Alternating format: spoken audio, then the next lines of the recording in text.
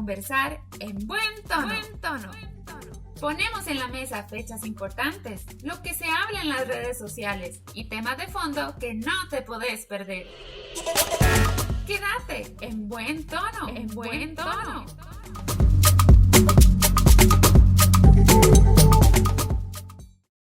Hola, muy buenas tardes. Bienvenidos y bienvenidas a su programa En Buen Tono. Estamos muy contentos, muy agradecidos con Dios por el don de la vida y feliz de saludar en esta tarde a mi compañera Francini Durán y a Ana Lucía Zamora. ¿Cómo está, Francini? Buenas tardes. Buenas tardes, Luis César, Ana Lucía y también toda la comunidad de personas que pues están conectados y conectadas aquí con nosotros, tanto por nuestras redes sociales, también como por la frecuencia 570 AM. No, muy feliz hoy de compartir con ustedes. También saludar a mi compañera Analu. ¿Cómo estás, Analu? Hola, buenas tardes, Francini, Luis César y nuestros amigos y amigas oyentes. Es un gusto estar acá con ustedes, compartir en nuestro programa En Buen Tono. Agradecidísimo igual con la vida por un programa más. Y bueno, pues hablar de varios temas. Hoy traemos un tema bastante interesante, que pues se ha hablado un poquito en la semana y que pues queremos también, hoy es la primera vez que Buen Tono tiene invitados, ¿verdad? Entonces tenemos dos invitadas que más adelante les vamos a hablar un poquito más. Perfecto, estamos muy agradecidos con cada uno de ustedes por esa fidelidad y ese acompañamiento. Vamos a ver qué nos trae esta semana la fecha destacada de la semana a cargo de Francini Durán. Francini, ¿qué noticias nos trae? ¿Qué es esa fecha destacada? Bueno, quisiera comentarles que la fecha de hoy es para hacer un poquito de conciencia en materia de salud, pero antes de decirles de qué se trata, y más o menos de ahí lo van a intuir, pero yo quiero preguntarles a ustedes dos si ustedes son así como muy dulceros, les encantan las cosas dulces, o qué tal, cómo son ustedes en ese aspecto, Luis César. Totalmente. Los postres, las chocolates, me gusta. Mi postre favorito es el arroz con leche. Es buenísimo, ¿verdad? Es para mí el super postre. ¿Vos, Analu, sos una hormiguita, no?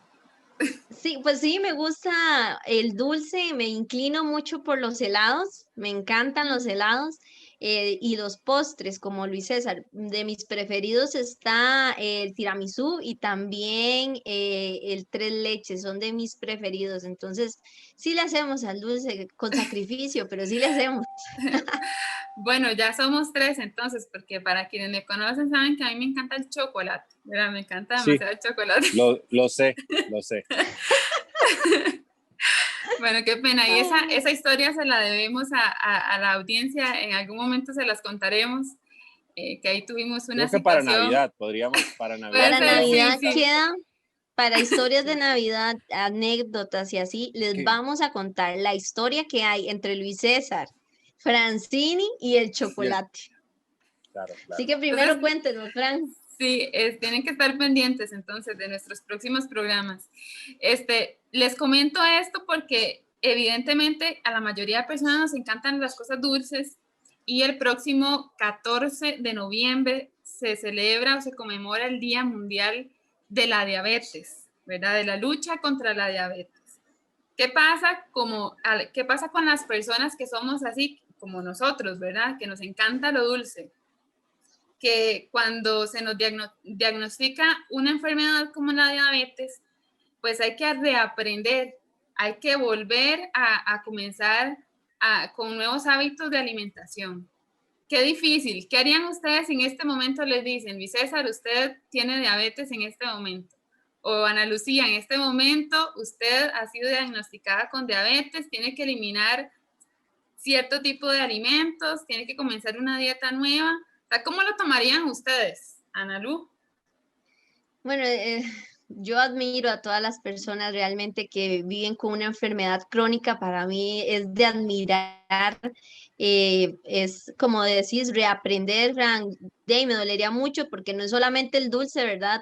Es otro tipo de alimentos que también se van en la tira, como dicen, y pues es aprender a vivir con medida.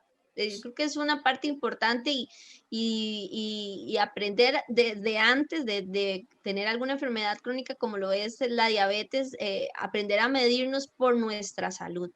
Luis César, ¿usted qué Bueno, yo pienso que pensaría? la fecha que Francini nos propone es una fecha seria, es una fecha de meditar realmente, y bueno, de realmente buscar un balance en la nutrición de todos. Yo creo que los costarricenses nos gusta el dulce, pero valga la oportunidad de la fecha que nos trae Francini para que aprendamos a acompañar a las personas que están atravesando una enfermedad de este tipo, a ayudarles y también para hacer balances en la nutrición. Me parece muy importante desde pequeños, desde que somos bebés, y a veces se nos abusamos un poco con los niños y bueno, valga la fecha que nos trae Francini hoy para que meditemos en esto de la salud y que comamos poquito arroz con leche, poquito tiramisú y que hagamos equilibrios. Pues gracias, Francini, por esta fecha que creo que es una fecha para reflexionar y muy buena. Excelente. Tendríamos que esperarnos ya hasta la próxima semana entonces para descubrir cuál es la nueva fecha destacada de la semana. Muy bien, continuamos en buen tono y ahora vamos a una sección también muy esperada, una sección que tiene que ver con qué hay en redes sociales.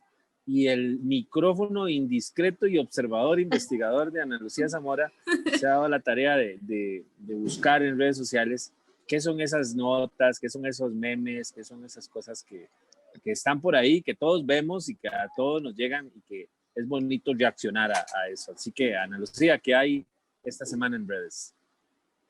Bueno, iniciando la semana, en los primeros días de la semana, se hizo viral un video que se grabó en el 2019, pero hasta ahora se está publicando y se está haciendo viral. Es un video que mueve fibras para mi gusto. Comentarles que en el video aparece Marta González, que fue la primera bailarina de ballet de Nueva York en los años 60 y que pues su vida ha trascendido y ha llegado, ya la vamos a ver ahorita, la vamos a poner para que ustedes la vean, pero ella ahorita, bueno, ella tuvo una enfermedad en el 2019, que fue cuando se grabó este video. Ella padecía de la enfermedad de Alzheimer, que sabemos que es una enfermedad que pues va borrando poco a poco todos nuestros recuerdos, y así estaba haciéndolo con Marta González. E igual, pues trascendió en el tema del ballet, en una bailarina de estos años, y quiero que vean en este momento cómo ella interactúa y vemos un poquito de lo que va a hacer cuando este joven le pone una canción. Tal vez ustedes van a reconocer la canción y ustedes me dicen cuál es y vean cómo reacciona ella.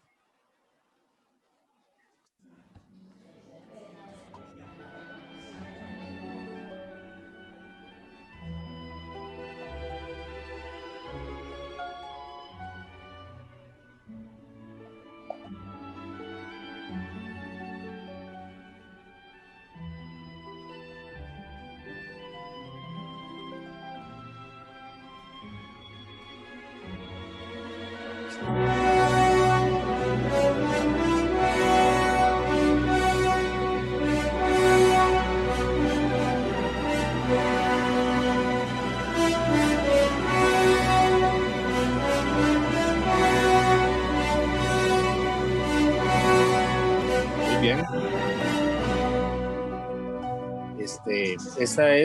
Esta canción es, ¿cuál es, Ana Lucía? Esta canción que ustedes están escuchando es la canción del Lago de los Cisnes. Y Lago de vean los cómo Cisnes.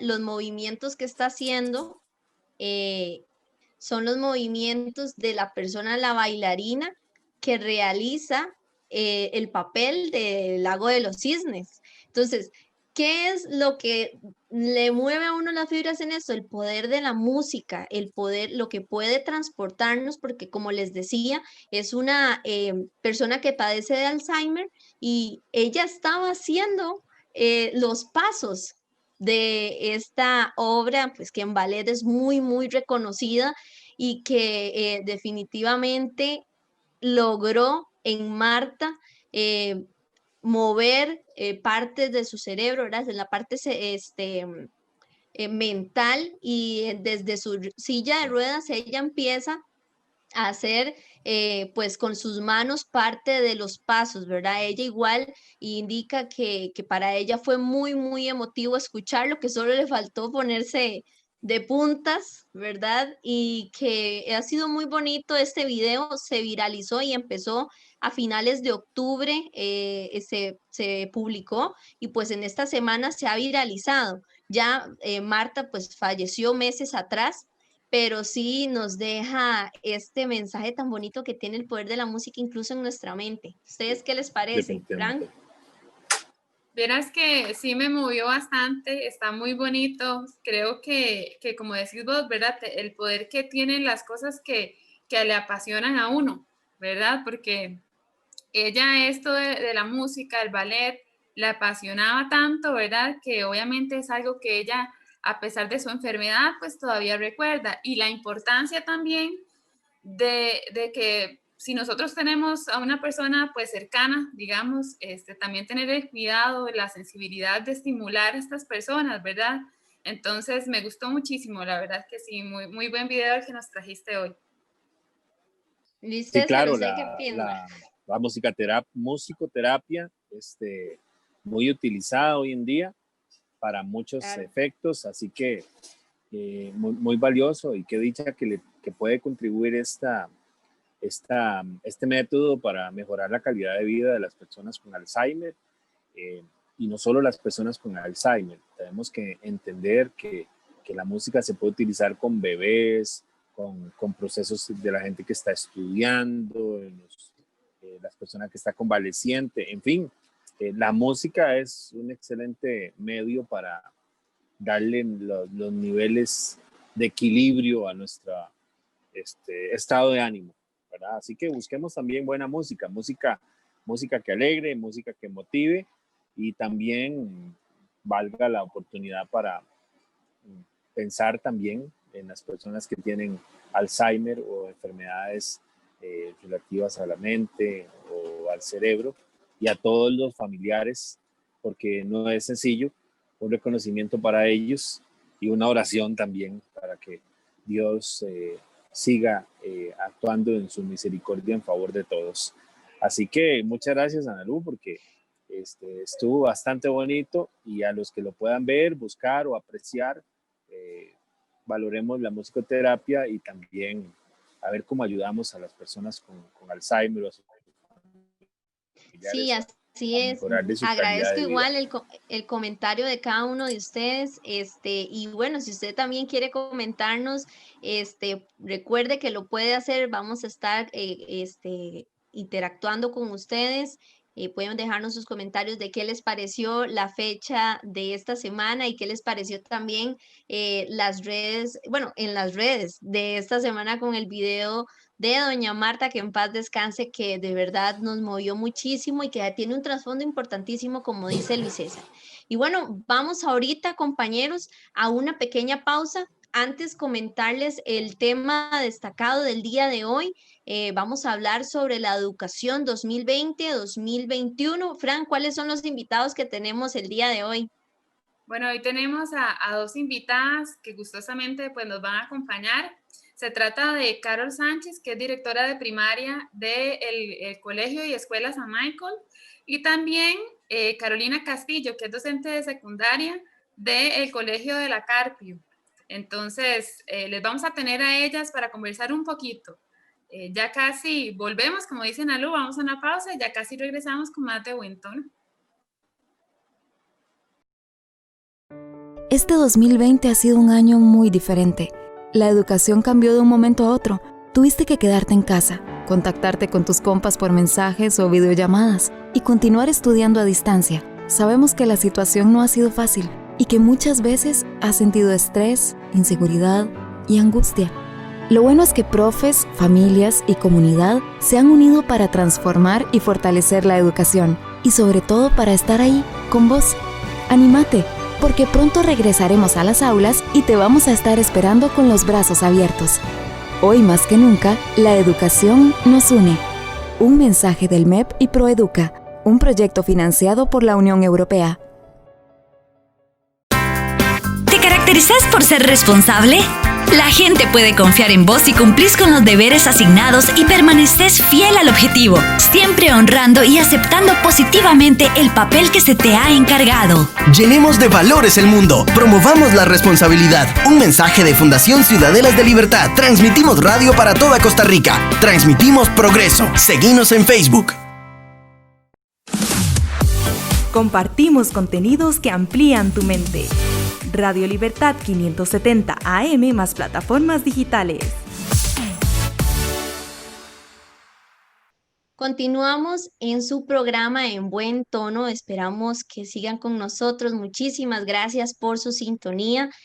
Hoy les decíamos anteriormente en el bloque anterior que tenemos un tema relacionado con la educación. Queremos hablar un poco de la educación 2020 y analizar un poquito cómo fue, recopilar y también verlo desde el balance de la educación privada y la educación pública. Entonces, hoy con nosotros se encuentra la docente de secundaria del sector público, Carolina Castillo, y también está con nosotros la directora de primaria en el sector privado de la institución, el Centro de Educación del San Michael. Entonces, les damos la bienvenida, les agradecemos muchísimo que estén con hoy, que veamos ese tema tan importante ya a finales de año, porque también queremos hablar un poquito de lo que será el 2021.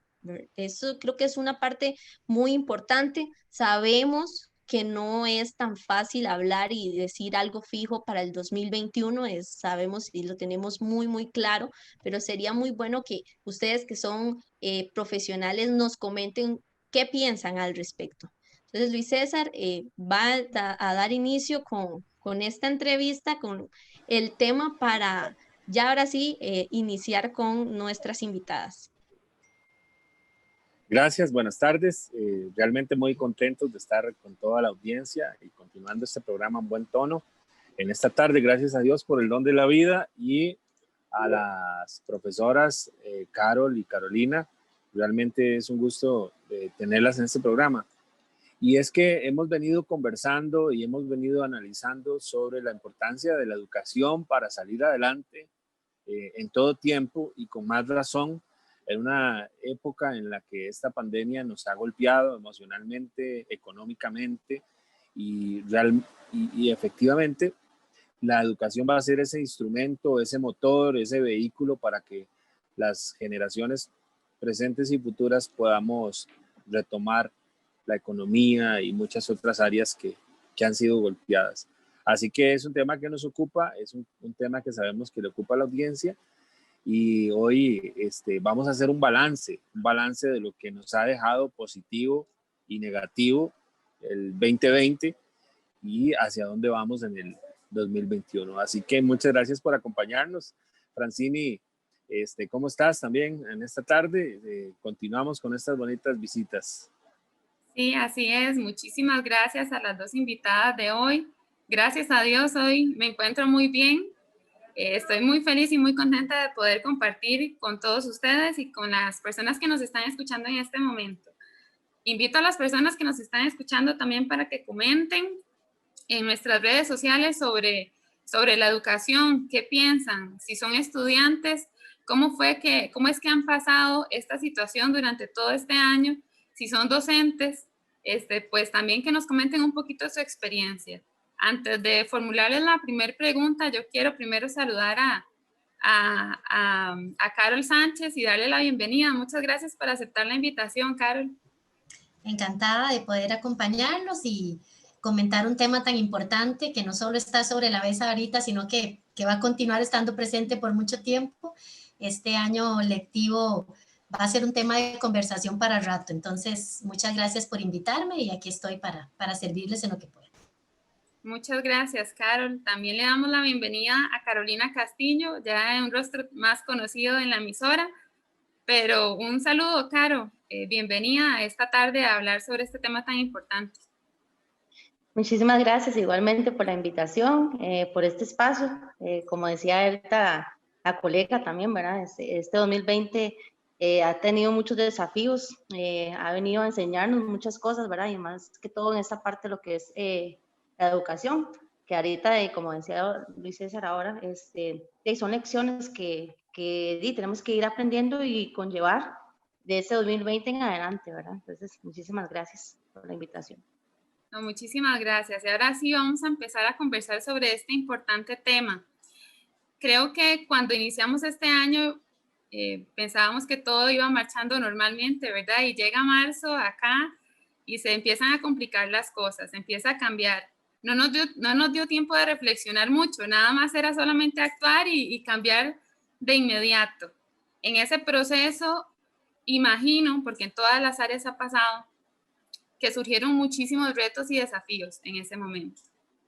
Desde la perspectiva de la educación privada, Carol, ¿cuáles fueron los retos que surgieron en ese momento? Bueno, creo que para la educación, al igual que para la mayoría de los sectores productivos y económicos del país y del mundo, ¿verdad? Ese marzo fue un mes de muchas inquietudes. Lo que surgió a nivel de educación, y tal vez la compañera Carolina pueda ahora ampliar un poquitito, fueron preguntas, ¿verdad? ¿Qué va a pasar? ¿Qué vamos a hacer? ¿Cuánto va a durar esto? ¿Cómo puedo organizar mi sistema educativo para responder a lo que está ocurriendo? ¿Duraremos una semana, 15 días, un mes? No sabíamos, ¿verdad? Entonces, lo primero que surgió fue una enorme cantidad de preguntas y de cuestionamientos que poco a poco tuvimos que ir respondiendo sin estar preparados, como acabas de decir, ¿verdad? Nos tomó totalmente por sorpresa. Arrancamos prácticamente el curso lectivo en un estira y encoge, ¿verdad? En un juego de probar qué funcionaba y qué no funcionaba, de conocer las realidades de nuestras familias, hasta dónde íbamos a poder aprovechar recursos que ellos tenían en su hogar, porque recordemos que la educación hasta ese momento era una educación de las aulas, con cuadernos y con lápices, que llegamos a finales de marzo entendiendo que ya no iban a ser tan importantes y tan necesarios. Entonces, toda aquella lista de útiles que se había comprado en febrero ya no iba a funcionar como tal. Cómo íbamos a aprovechar el recurso de los textos, por ejemplo, el material didáctico, chicos que se conectan desde un celular, otros que sí tenían su computadora. El reto fue muy parecido en todo el ambiente educativo, privado y público, pero sí el recuerdo que queda más grabado es la incertidumbre, ¿verdad? Y empezar a conocer la realidad, a manejar el recurso que teníamos en ese momento, probar y verificar qué nos funcionaba y qué nos rendía buenos resultados para empezar a fortalecer esos procesos. Bueno, ahorita Carol nos menciona que había un gran panorama de desconocimiento, incertidumbre.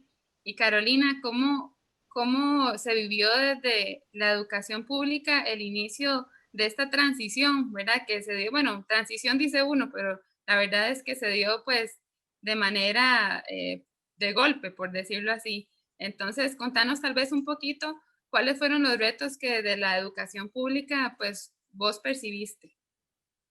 Sí, exactamente. Empezó de un cambio abrupto, ¿verdad?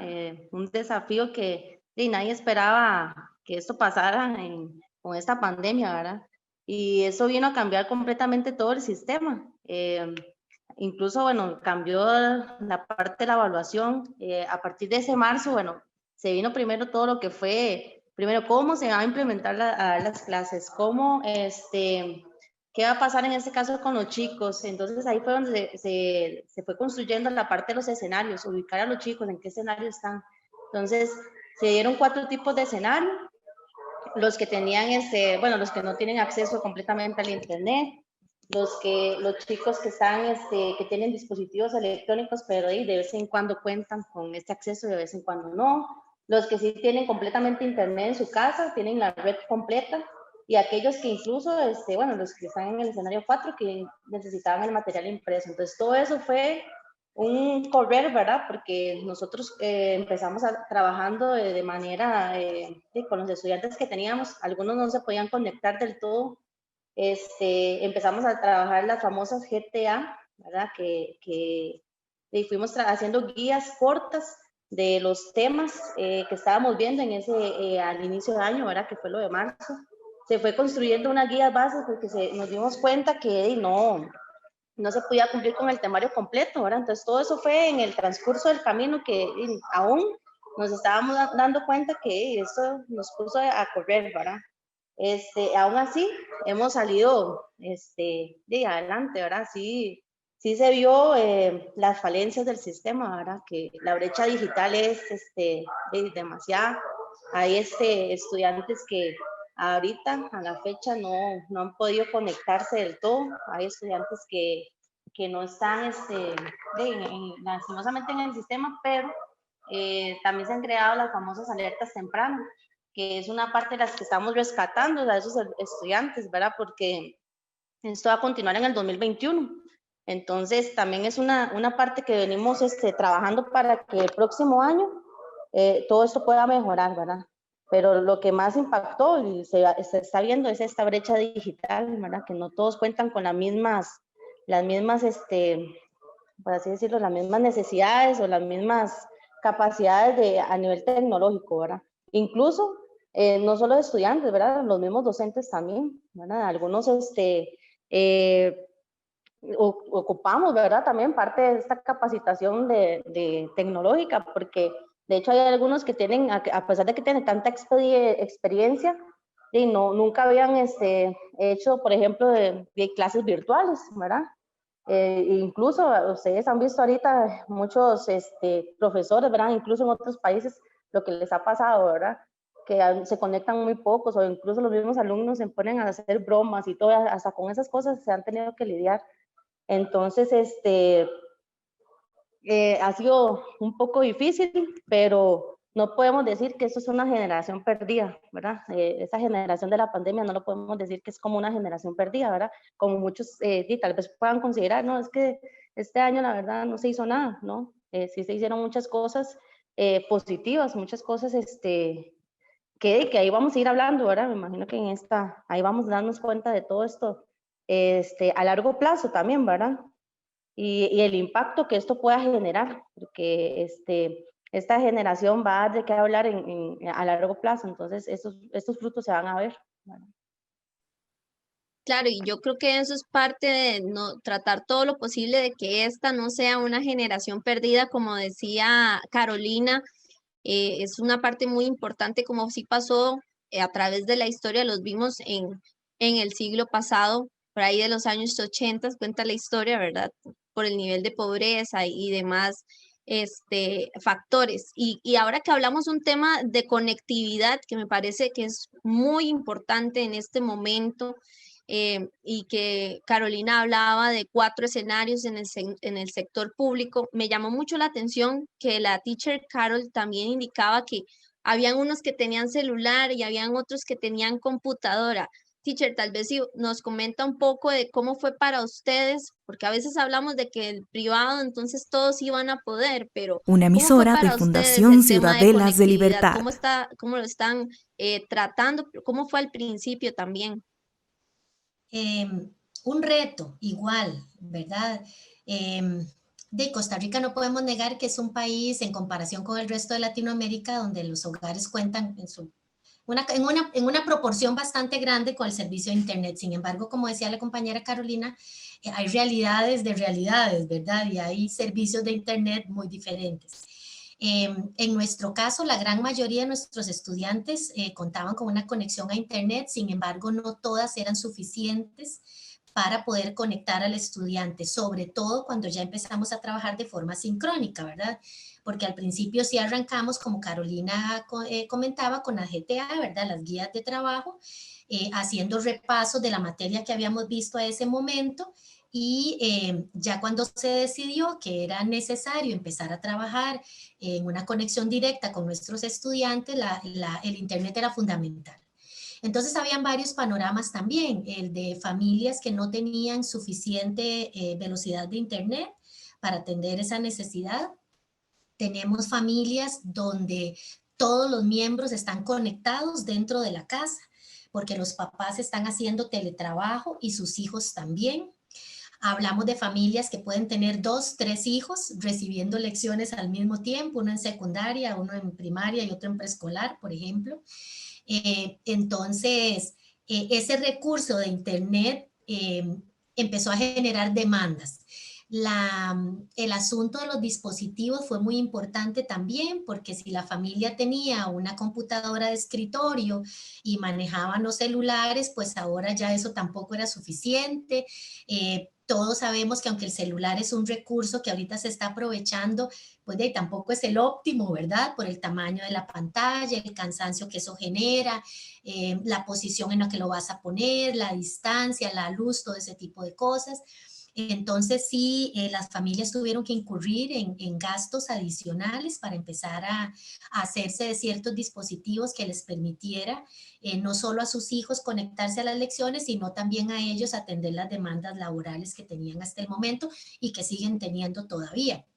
Entonces sí te puedo decir, Ana Lucía, que contábamos con una gran mayoría de estudiantes que tenían la posibilidad de conectarse.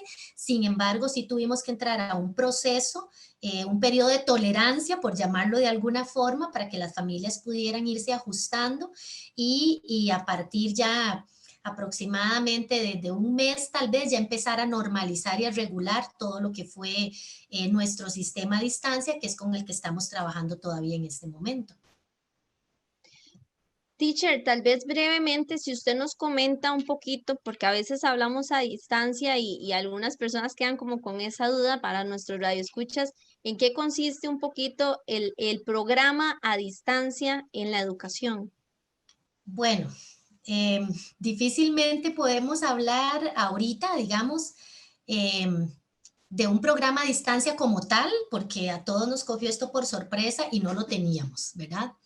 ¿Qué fue lo que hicimos? Entrar en un proceso de ajuste.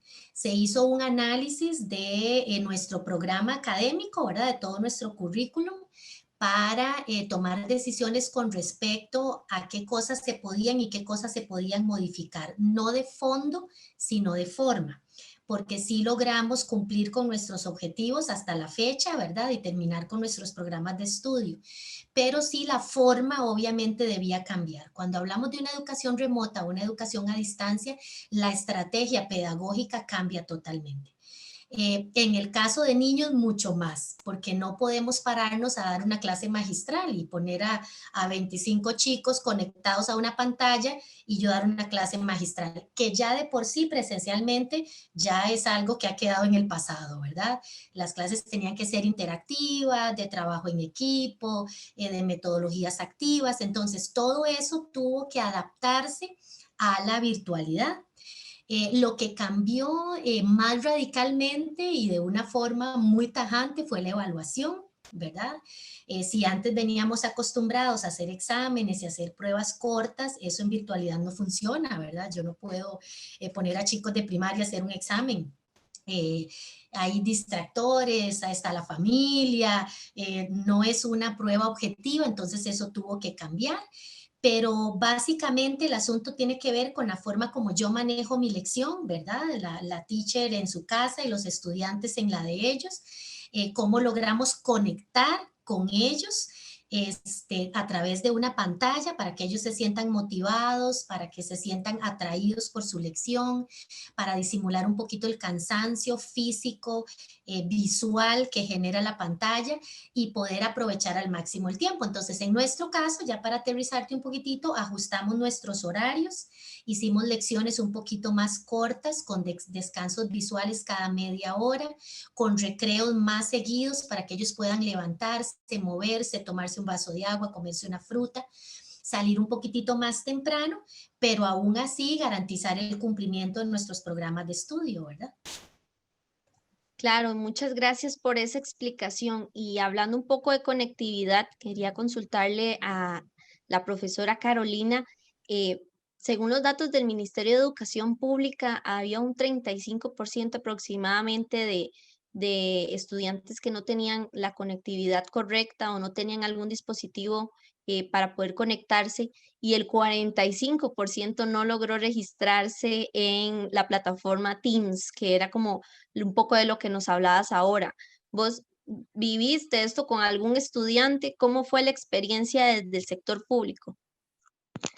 Sí, claro que sí, eso es correcto.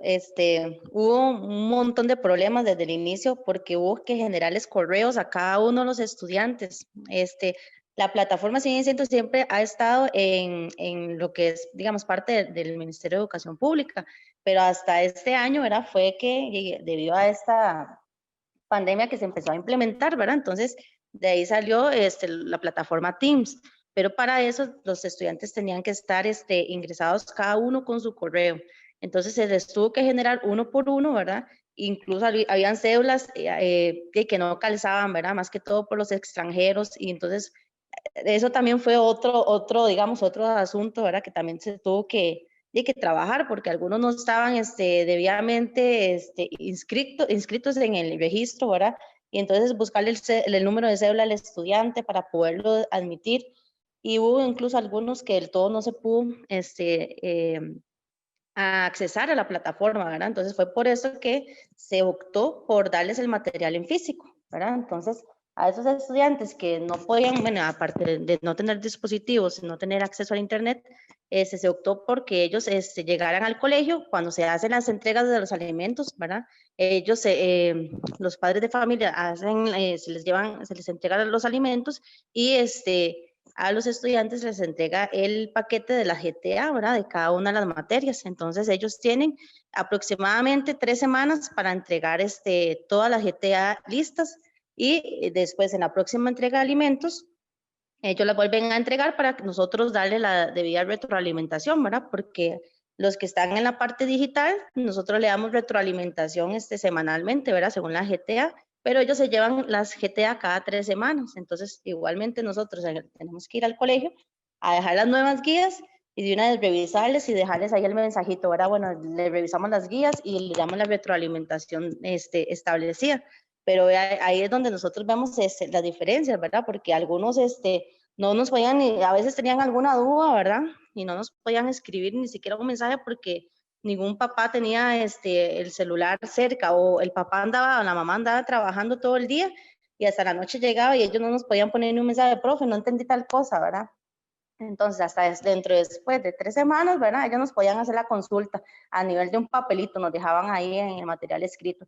Entonces, esas fueron como las cosas que también tuvimos que ir viendo, digamos, con este tipo de la plataforma, ¿verdad? Que ese porcentaje sí es real. Hubo muchos que del todo no pudieron tener acceso. Entonces, se implementó esta parte de lo que es el trabajo o el material impreso, ¿verdad? Claro, muchas gracias, Carolina.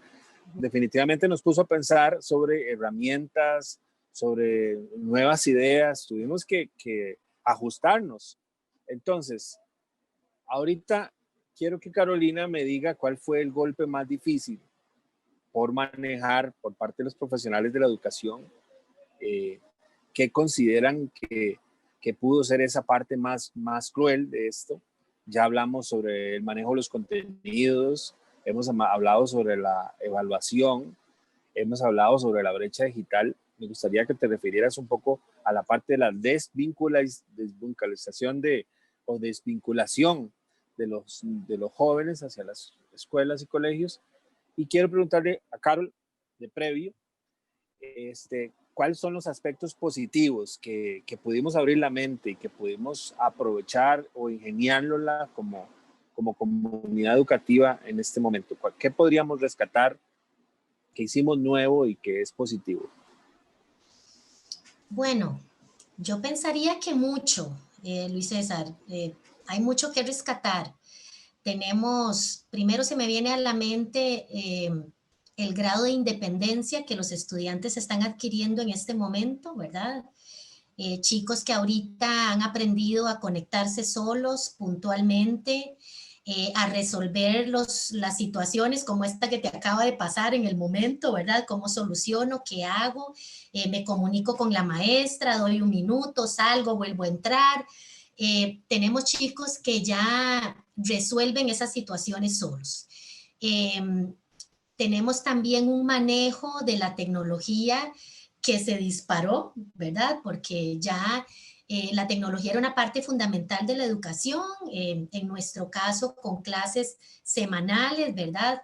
Pero esa informática que nosotros teníamos formalmente en una clase, ahora voló, ¿verdad? Con chicos que manejan apps, que instalan sus cosas en sus dispositivos, que inmediatamente lo saben manejar, que pueden enviar sus documentos a sus profesores, que pueden sacar imágenes, adjuntarlas, pegarlas a un trabajo y enviar para revisión. Esa capacidad ahorita de manejar todo lo que es la tecnología, que ya de por sí ellos como nativos de la tecnología ya la traían muy interiorizada, en estos momentos se potenció enormemente, ¿verdad? Tenemos también otra ventaja que yo diría que es la construcción del conocimiento, ¿verdad?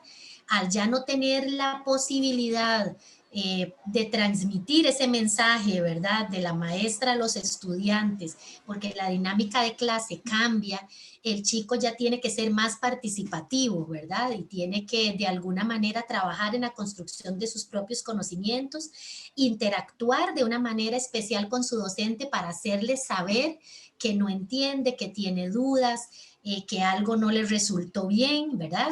Entonces, ventajas sí hay muchas. Hay muchas que ya, como dice la ministra de Educación, esto llegó para quedarse, ¿verdad? Carol, ya no podemos decir que volvemos a la educación tradicional, no, eso no va a pasar. Sí, Carol, como que nos volvimos más prácticos en algunas cosas, ¿verdad? El uniforme quedó de lado, el cuaderno quedó un poco de lado, las horas escritorio, pupitre quedó de lado, si escribe muy bonito o no muy bonito, pues eso es importante, pero como que nos volvimos al contenido y al ser humano decirle, aprendamos, eso me parece que es una ganancia, pero Carolina, perdimos contacto físico, eso nos afectó emocionalmente y de alguna manera también nos desvinculamos. ¿Cuál ha sido el golpe más fuerte? Porque ya hablamos de lo positivo. ¿Qué ha sido lo más difícil de manejar? Aparte de lo digital y el acomodo con los jóvenes. ¿Cómo los has sentido emocionalmente y como educadores, cómo adaptarnos a no tener ese contacto físico, sino a estar a distancia? Sí, lo más duro ha sido esa parte, digamos, de lo que explicaba también un poco lo de la teacher, ¿verdad? Que las explicaciones no son las mismas, ¿verdad? Tuvimos que traer el colegio a la casa, ¿verdad? No solo a nivel de emocional de los profesores, también como de los estudiantes. Yo este año tuve que impartir 12º año, ese es el último año del colegio. Y ellos, el grupo, estaban en depresión. Este año ellos escogieron su uniforme, podían resaltar, ¿verdad? Y hacer la diferencia, y solo un mes y medio duraron usando ese uniforme. No tuvieron baile de graduación. Bueno, ahorita se están haciendo protocolos para ir a retirar el título, pero ahí también sienten eso de, ¿cómo tengo que escoger mi mamá o mi papá, ¿verdad? Entonces sí, es otra cosa que ellos están resintiendo, ¿verdad? Esa parte emocional que ellos, como que sí lo lograron hacer, pero todavía como resienten esa parte social. Si van al colegio, cuando fue la parte de hacer las fotos, no podían saludar a sus compañeros, ¿verdad? Ni siquiera estar cerca, ¿verdad? Porque tenían que mantener la parte de la distancia. Entonces, ha sido esa parte muy difícil para ellos. Y para nosotros también, digamos, como docentes, porque a veces uno quiere estar aparte de ellos para explicarle, bueno, no, es que esto es así. Y a veces uno le explica 1, 2 o 3 veces, incluso a los mismos papás, ¿verdad? Nos ha tocado explicarle a los mismos papás, cómo poner el volumen, o cómo cerrar sesión, o cómo ayudarle al mismo hijo, ¿verdad? Porque ellos han estado ahí pendientes y bueno, los que han podido estar, porque hay algunos estudiantes que, como digo, la población que tratamos, los papás trabajan todo el día y ellos están prácticamente solos. Entonces también ahí hicimos la parte que nos sugerían a nivel de las clases, la parte sincrónica, ¿verdad? Que es cuando damos la clase virtual en el tiempo real, o las asincrónicas, ¿verdad? Cuando nosotros mandamos videos de las clases, que esa era una parte que yo me enfoqué, porque como decía ahora la teacher Carol, hay unos estudiantes, bueno, en mi caso, algunos estudiantes míos tienen hasta 8 hermanos en la casa. Entonces ellos me decían, profe, es que yo no me puedo conectar a la hora que es, ¿verdad? Porque mi hermanita tiene la clase de la escuela. Entonces yo opté por hacerle los videos, ¿verdad? Yo no podía conectarme en tiempo real con ellos, entonces yo me grababa en la clase y se las mandaba a ellos para que ellos la vieran. Y eso fue una forma que me funcionó. Ellos, aunque sea a las 11 de la noche, me mandan las tareas o la GTA ya listas, yo no importa que a la hora que sea, pero con tal de que me las manden, ¿verdad? Yo se las recibo. Entonces mi celular está ahí 24/7 para ellos, ¿verdad? Entonces fue una parte que también tuvimos que aprender con eso, a cómo negociar con ellos, ¿verdad? Porque dicen, o era eso, o digo, no tenía ningún estudiante en la clase, ¿verdad? Entonces ha sido algo difícil para ellos y también los problemas que ellos se enfrentan, porque no es lo mismo estar todo el día en la casa, ¿verdad? Claro. Que en el colegio, que ellos se dieron cuenta de muchas realidades también que pasaban en sus casas con sus papás. Y a veces incrementaba también la parte de que los papás no le entendían que tenían que estar haciendo los trabajos, ¿verdad? Entonces, ¿por qué no me ayuda en la casa, verdad? ¿Por qué usted no hace esto? Tengo que hacer tal tarea, ¿verdad? Y ellos, a veces los papás no entendían esa parte, entonces incluso uno les tenía que explicar, bueno, es que ellos tienen que estar en esa parte, dedicar cierto tiempo ahora, como si estuvieran en el colegio. Entonces ellos, pero están aquí en la casa, ¿verdad? Entonces era también, no solo lidiar con los estudiantes, sino también con la parte de los papás, ¿verdad? Entonces es algo de los desafíos más grandes, o de lo que comentaba Luis César, ¿verdad? Como hay cosas positivas, esta es la otra realidad, ¿verdad? Y aparte los estudiantes que del todo no tuvieron esa oportunidad ni siquiera accesar y la parte física, ¿verdad? De trabajar sus GTA en físico. Hay algunos estudiantes nuestros que, bueno, en el caso mío yo trabajo en el CTP La Carpio, la población ahí es muy difícil, ¿verdad? En cuanto a las temáticas que ellos viven, ¿verdad? No por, digamos, por el lugar, sino por todas las cosas que ellos están inmersos ahí en ese lugar. Entonces, muchas cosas han pasado con ellos. Entonces, yo no solo impartí matemáticas, igual, pues, en el cole no solo imparto matemáticas, sino también tenía que escucharlos, o aún a la fecha, con sus problemas en la casa, los problemas que han tenido que enfrentar con todo esto, ¿verdad? Empezaron con internet y después, profe, ¿cómo hago? Mi papá se quedó sin trabajo, ya no puedo pagar el internet, entonces cambiar de un escenario 1 a un escenario 4, ¿verdad? Que ya no tienen acceso al internet. Entonces, todas esas cosas fueron inmediatamente desafíos para nosotros como profesores, ¿verdad? Cómo ayudarles a ellos, que con solo el diario de los alimentos no bastaba, ¿verdad? Porque son 8 hermanos en la casa y solo a 2 les daban la beca, el comedor, ¿verdad? Entonces solo a 2 le daban alimentos y no alcanzaba los alimentos.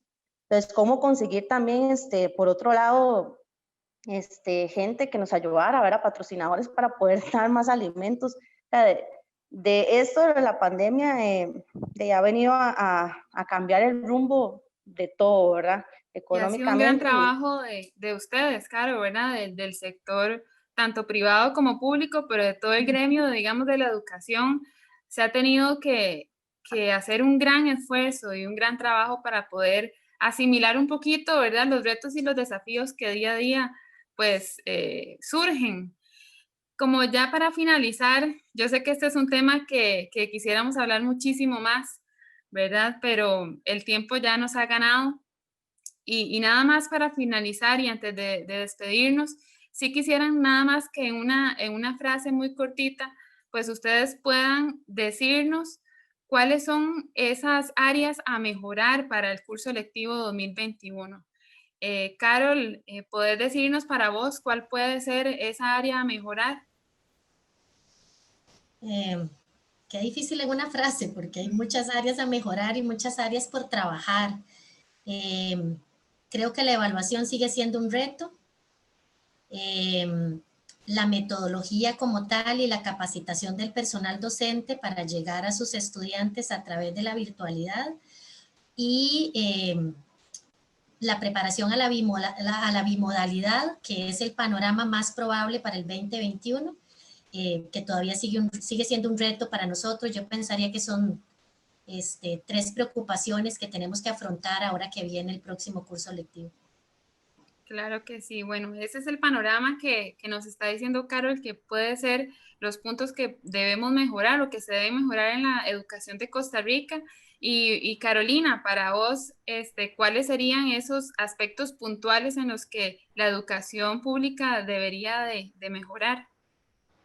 Bueno, yo pienso que el aspecto más importante es tener una conectividad para todos, o sea, hacer esto como de un derecho, ¿verdad? Ya parte propio, ¿verdad? De la educación, que todos tengan ese acceso gratis, ¿verdad? Igual como la educación, para que todos puedan conectarse de una forma de igualdad, ¿verdad? Que no haya esa brecha digital que se está viendo hasta el momento y que todos cuenten con las mismas condiciones. La capacitación, ¿verdad? Siempre tanto para los estudiantes como para los docentes, ¿verdad? Porque actualmente hay colegas que todavía están en esto, ¿verdad? Que tienen sus años de experiencia, pero están intentando todavía aprender toda esta parte digital y les ha costado un poco. Entonces, seguir con la mejor capacitación, ¿verdad? Tanto para estudiantes como para docentes.